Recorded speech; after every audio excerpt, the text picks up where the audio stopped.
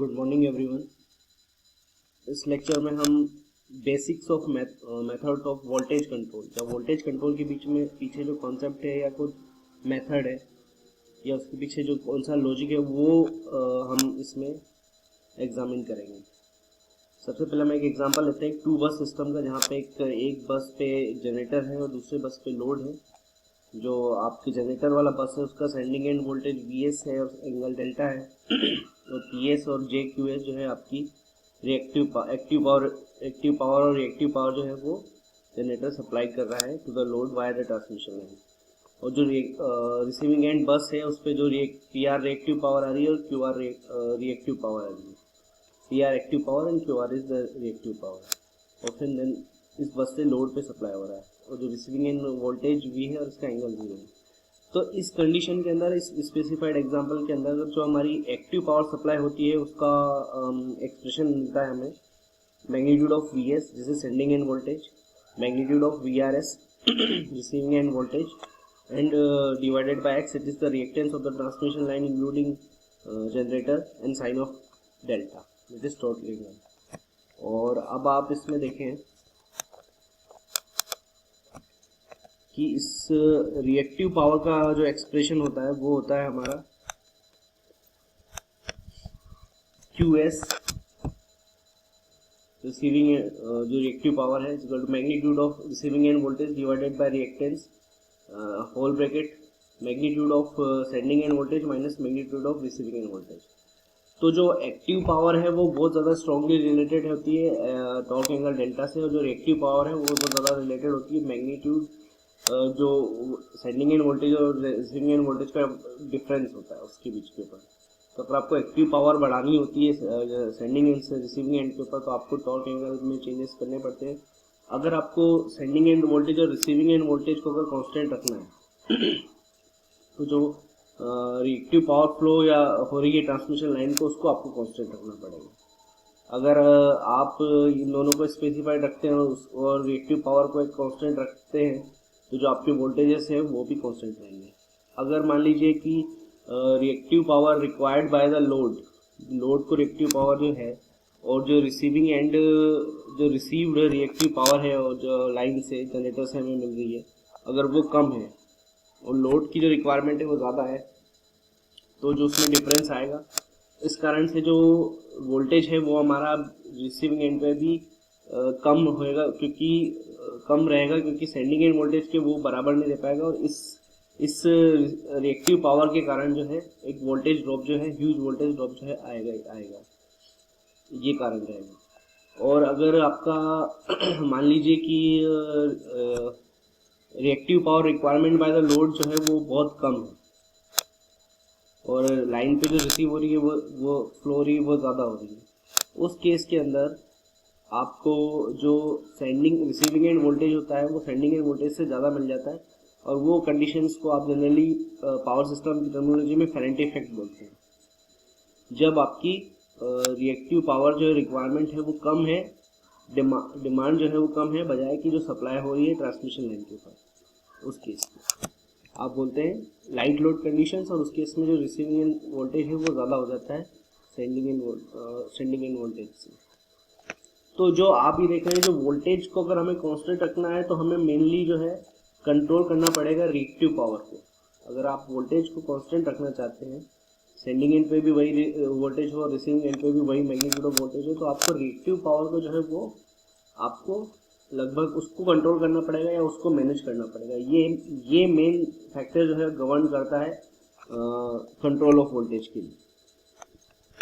तो इसमें दो मेथड से अपन देखते हैं जो जनरली कंट्रोल ऑफ वोल्टेज के लिए अप्लाई होती है, वो है reactive power injection. It follows from the about discussion that in order to keep the receiving end voltage at the specified value VRS, a fixed amount of VAR must be drawn from the line। एक fix amount line ही आपको reactive power draw करनी पड़ेगी। Two companies this under condition of varying VAR demand QT, अगर आपकी demand या अगर load side जो रिएक्टिव पावर वेरी करती है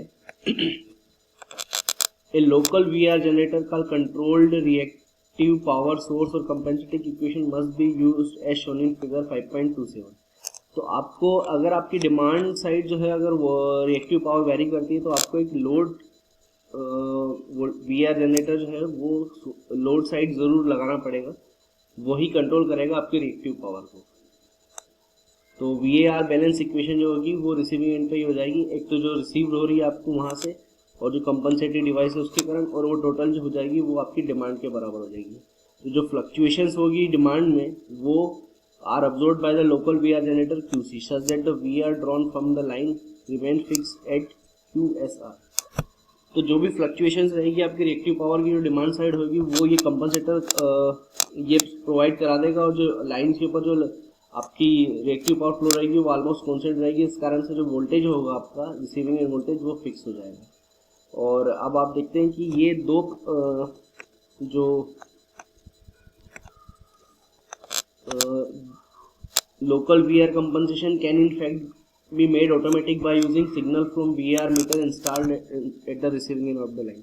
इसको आप ऑटोमेटिक भी बना सकते हैं एक VR मीटर इंस्टॉल करके एक receiving end of the line में।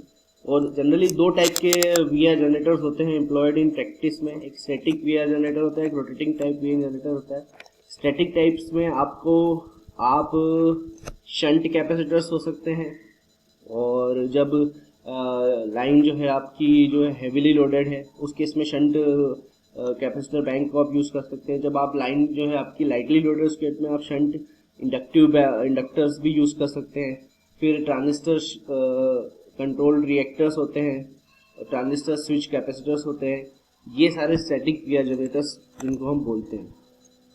ये स्टैटिक होते हैं क्योंकि इनमें कोई भी रोटेटिंग पार्ट नहीं होता। दूसरे जो होता है हमारा रोटेटिंग टाइप जो होता है, जो रोटेटिंग टाइप VR जनरेटर जो होता है वो जनरली हमारा एक सिंक्रोनस मशीन होती है।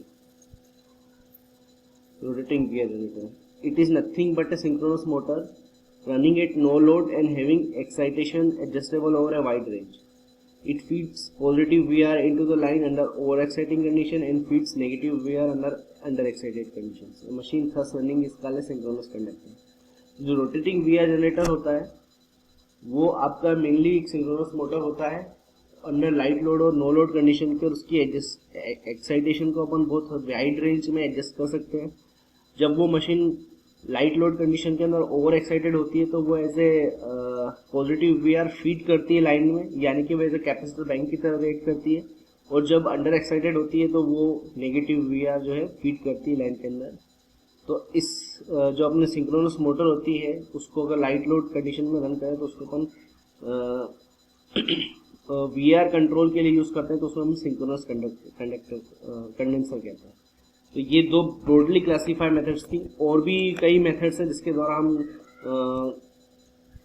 वोल्टेज को कंट्रोल करते हैं। वो है आप ट्रांसफार्मर के द्वारा जो ऑन लोड और of load tap changing transformers के द्वारा हम करते हैं, बूस्टर ट्रांसफार्मर होते हैं, शंट कंपनसेशन होता है, उनको हम आगे आने वाले लेक्चर्स में एक्सप्लेन करेंगे। पर मेनली जो ब्रॉड क्लासिफिकेशन होते हैं वो दो टाइप के स्टैटिक VR जनरेटर और रोटेटिंग VR जनरेटर्स, ये दो जनरेटर्स जो होते हैं इनके द्वारा हम VR जनरेटर्स के द्वारा हम जो है वोल्टेज कंट्रोल करते हैं।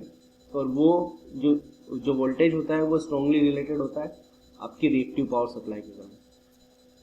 तो इस लेक्चर के अंदर हमने सीखा कि जो अपनी जो वोल्टेज होती है उसको अगर आपको कांस्टेंट रखना है तो आपको रिएक्टिव पावर का मैनेजमेंट करना बहुत ज़रूरी होता है।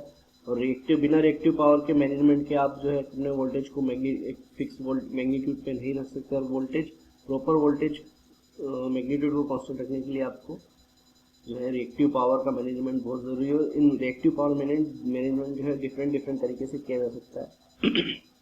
एक आप लोड साइड पे VAR सप्लाई कर सकते हैं, तो इसमें एक स्टैटिक VR जनरेटर होता है, एक रोटेटिंग VR जनरेटर होता है। तो ये होपफुली दिस बेसिक कॉन्सेप्ट जो है आपको समझ में आया होगा, और ये कॉन्सेप्ट ही आगे जो है डिफरेंट मेथड्स में काम आते हैं ये कि, और इनके बेसिस पे कई कॉम्पिटिटिव एग्जाम्स में भी क्वेश्चंस पूछे जाते हैं। होपफुली ये बहुत ज़्यादा इंपॉर्टेंट है और आपको बहुत ज़्यादा इसमें हेल्प मिली होगी कि अंडरस्टैंड करने के लिए कि जो वोल्टेज को आपको मेंटेन करना है तो वो कैसे रिएक्टिव पावर से रिलेटेड होता है और कैसे वो उसके द्वारा कंट्रोल किया जाता है, और कौन कौन सी मेथड्स की करते हैं कंट्रोल।